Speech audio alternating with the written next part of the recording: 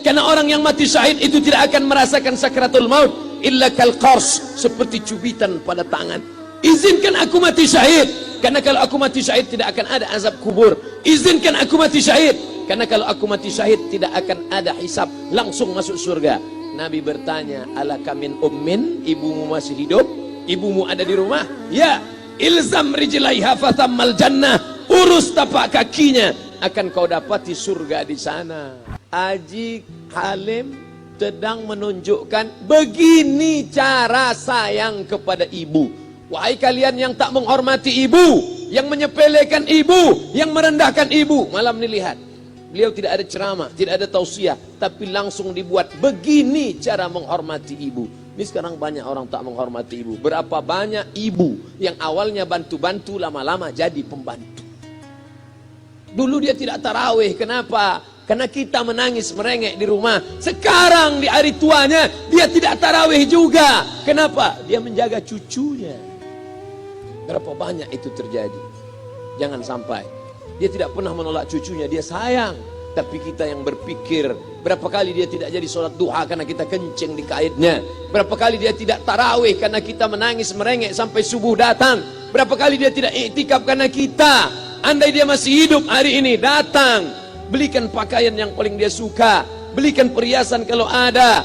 Andai tidak cium tangannya, tapi yang sudah meninggal dunia, jangan lupa kau doakan, Rabbil firli wali walidayya warhamhuma kama rabbayani shaghira. Berdoa pun kau tak mau, apalagi yang akan kau bawa menghadap Allah Subhanahu wa taala.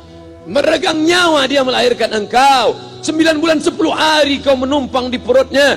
2 tahun kau menyusu, melahirkan, menetes darahnya dalam badanmu. Andai kau gendong dia dari Palembang, jangan sebut Palembang lah Pak Ustaz, dari Pekanbaru Riau, kau gendong dia sampai ke Makkah, kembali lagi, belum tentu dapat menebus satu teriakannya saat melahirkanmu. Lalu apa yang bisa kau lakukan? Datang seorang ibu pergi ke tempat servis HP. Nak, tolong anak lihatkan HP saya rusak kayaknya. Dia periksa, ini nggak rusak bu. Terus memang anak ibu nggak nelpon. Kenapa kau tidak telepon? Datang dia ke rumah anaknya. Nah, ibu nggak ada uang mau buka puasa, bisa minjam 100.000. Apa kata si anak? Sebentar ya ma, aku tanya istriku dulu. Ini Ustaz dapat dari mana? Ada yang kirim WA grup. Jadikan ibumu seperti raja, maka rezekimu akan diberikan Allah seperti rezeki raja-raja. Bukan hadis, dapat dari grup WA. Ini ibu minta terus sholat tarawih, tapi sang anak sudah tidak bisa. Aku mau hentikan saja sholat tarawih ini, karena mau buat tenda ini tidak bisa. Tiangnya bambu, sudah bocor. Kita stop saja sholat tarawih bersama ini. Apa kata si ibu? Buatlah sholat tarawih terus, nanti Allah akan berikan engkau gedung yang besar. Dengan gedung besar itu kau akan tetap sholat tarawih. Mana gedung besar itu? Inilah dia gedung besar. Langsung dikabulkan Allah Subhanahu wa taala. Karena setelah Allah langsung orang tua. Wa qada rabbuka alla ta'budu illa iyyah. Allah sudah wajibkan engkau menyembah Allah. Setelah Allah, wa bil walidaini ihsana. Kedua orang tua. Jangan kau lawan ibumu. Kayak anak-anakku, jangan kau lawan ibumu. Karena kau lawan ibumu, kau tak pernah mencium kebahagiaan. Walaupun hartamu banyak, kau akan berenang dalam air mata penderitaan sampai kematian datang. Ada pezina hidup di dunia senang, ada pecandu narkoba hidup di dunia senang, tapi orang yang durhaka tetap dapat dosanya dibalas Allah di akhirat. Di dunia juga dapat. Ustaz, kalau di akhirat dapat, di dunia dapat, untuk apa lagi di dunia? Yang di dunia itu DP-nya. Nanti di akhirat akan kau dapatkan cash-nya. Oleh sebab itu jangan main-main dengan ibu. Datang seorang laki-laki, ya Rasulullah, izinkan aku mati syahid. Karena orang yang mati syahid itu tidak akan merasakan sakratul maut illa kal qars, seperti cubitan pada tangan. Izinkan aku mati syahid, karena kalau aku mati syahid tidak akan ada azab kubur. Izinkan aku mati syahid, karena kalau aku mati syahid tidak akan ada hisab, langsung masuk surga. Nabi bertanya, alaka min ummin, ibumu masih hidup? Ibumu ada di rumah? Ya. Ilzam rijlaiha fatammal jannah, urus tapak kakinya, akan kau dapati surga di sana. Tak perlu kau mati syahid. tapak kakinya kau urus, kau dapati surga di sana. Kalau tapak kakinya kau urus dapat surga, apalagi kau urus kepalanya, apalagi kau urus badannya. Pulang dari sini urus ibumu, mandikan dia, belikan pakaian yang baik, cari makanan kesukaannya. Kalau dia sudah meninggal, maka kau datang ke sana, langsung dapat tisu. Bapak Ibu yang dimuliakan Allah Subhanahu wa taala. Ini Ustadz suaranya menggelegar nih, marah apa? Enggak, saya tak marah. Terus dikasih Haji Alim buka nasi kuning tadi, makanya suara menggelegar. Dimasukkan Pak Kapolda daging sama ayam 3. Masya Allah, ini kari Palembang nih Pak Ustadz. Mantap, menggelegar suara kita di rumah. Bapak Ibu yang dimuliakan Allah Subhanahu wa taala, datang seorang laki-laki, kata Nabi sallallahu alaihi wasallam, nanti akan ada laki-laki yang datang kemari minta doanya, doanya kabul. Sahabat heran, kami yang hidup sama Nabi, kami yang perang sama Nabi, kami yang jihad sama Nabi, kenapa mesti minta doa dia? Dia tidak pernah ketemu Nabi. Pokoknya nanti kalau dia datang, minta doa sama dia. Setelah Nabi SAW meninggal, barulah dia datang. Orang itu bernama Uwais Al-Qarni. Kenapa doanya makbul? Dia merawat ibunya. Kalau ibumu kau rawat, doamu dikabulkan Allah Subhanahu wa taala. Apa yang kita lihat malam ini adalah buah bakti kepada seorang ibu. Ya Rasulullah, man ahaqqun nas bi husni sahabati? Siapa yang paling layak mendapatkan baktiku? Ummuka. Siapa lagi? Ummuka. Siapa lagi? Ummuka. Ibumu, ibumu, ibumu. Summa man? Siapa lagi? Abuka. Kami, Ustadz Jenderal Bintang 5, alim ulama, kami hanya dapat 1, sedangkan kalian ibu dapat 3. Ibumu, ibumu, ibumu. Kenapa ibu dapat 3? Karena ibu bisa melakukan 3. Ibu mengandung, ibu melahirkan, ibu menyusukan. Kalau bapak mau dapat 3, coba yang 3 itu. Pulang dari sini, pergi ke tempat jual kelapa muda, beli 1. Jangan dibelah, ikat di perut 9 bulan 10 hari. Kalau mau merasakan melahirkan, pulang dari sini, pergi ke tempat jual mangga. Telan bulat-bulat, keluarkan bulat-bulat. Emang enak jadi perempuan. Mereka luar biasa.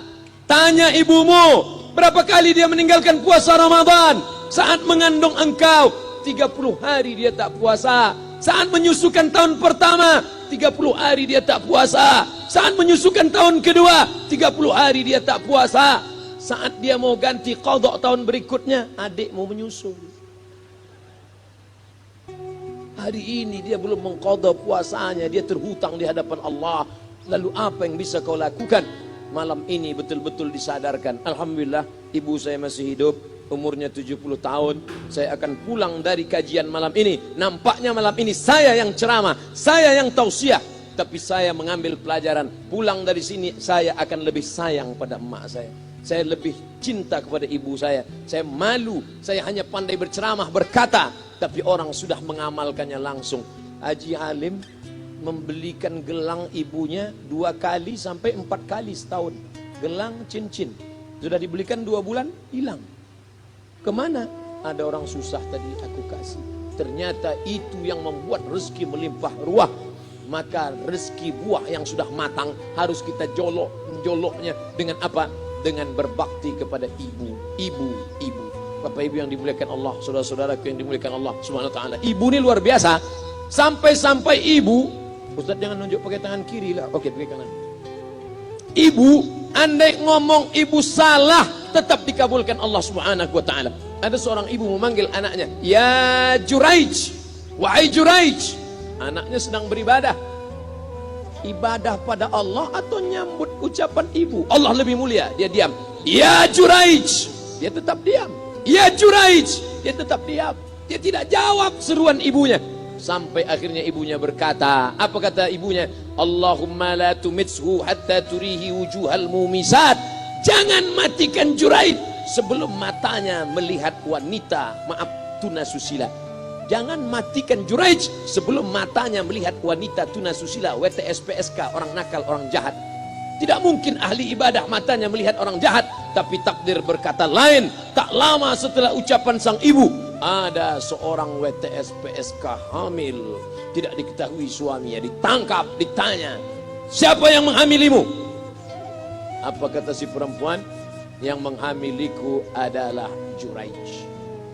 Sampai Juraij ketika difitnah, perempuan wanita susila itu ditanya, siapa yang menghamilimu? Ternyata dia berkata, Juraij. Akhirnya mereka menangkap Juraij. Juraij, ternyata engkau selama ini pura-pura saja menjadi pelaku ibadah. Engkau ternyata sudah menghamili perempuan ini. Mereka menghancurkan tempat ibadah Juraij. Tapi kemudian Juraij sabar. Dia katakan, nanti tunggu anak itu lahir, kalian baru tahu. Setelah tak lama anak itu pun lahir. Dan mereka bertanya kepada anak kecil yang belum bisa bicara, ya gulam, wahai anak kecil, man abuka, who is your father? Siapa bapakmu? Hai anak kecil, siapa bapakmu? Juraij menusuk pusar anak itu dengan telunjuknya. Dia mau tunjukkan kepada orang ramai bahwa dia tidak salah, dia tidak pezina, dia tidak melakukan perbuatan dosa. Ya gulam, hai anak kecil, man abuka, siapa bapakmu? Apa kata anak kecil itu? Cowboy.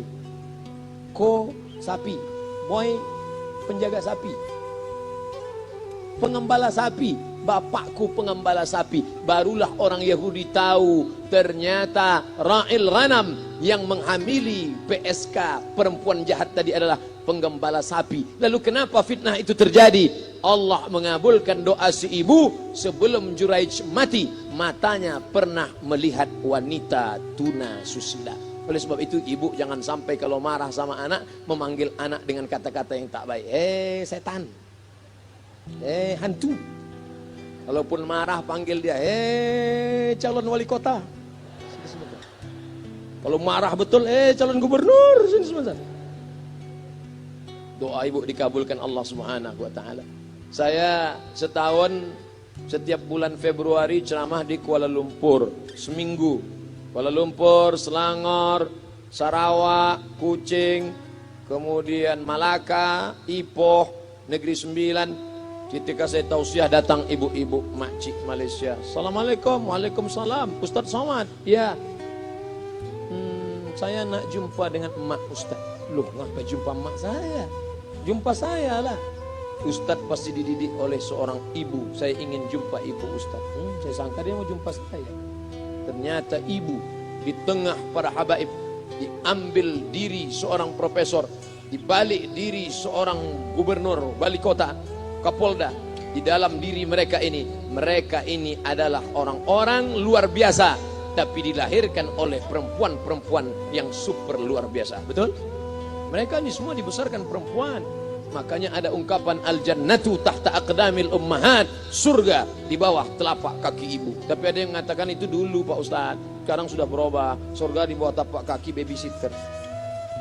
Karena banyak yang menitipkan anaknya kepada penitipan anak. Jangan bu, walaupun kau wanita karir, tidak seberapa itu. Tidak dapat kau tebus kehilangan masa-masa manja mereka dengan pendidikan. Ini banyak ibu-ibu sekarang sudah tidak lagi mengurus anaknya. Padahal 6 tahun pertama, the golden age, usia emas, ibu harus ikat hubungan emosional dengan anak. 2 tahun pertama, susukan. 2 tahun kedua, lompat-lompat, lari-lari, lucu-lucu. 2 tahun ketiga, mulai menghafal surat-surat pendek. Umur 7 tahun, baru dia sholat. Begitu. Sekarang banyak. 2 tahun pertama, dia titipkan ke Al-Baqarah, sapi betina. 2 tahun kedua, dia titipkan ke PAUD dan BUUD. 2 tahun ketiga, dia titipkan ke TK. Akhirnya anak putus kontak. Setelah anak remaja, baru ibunya nanya, Ustadz, kenapa anak saya lebih mau curhat sama pacarnya daripada sama saya?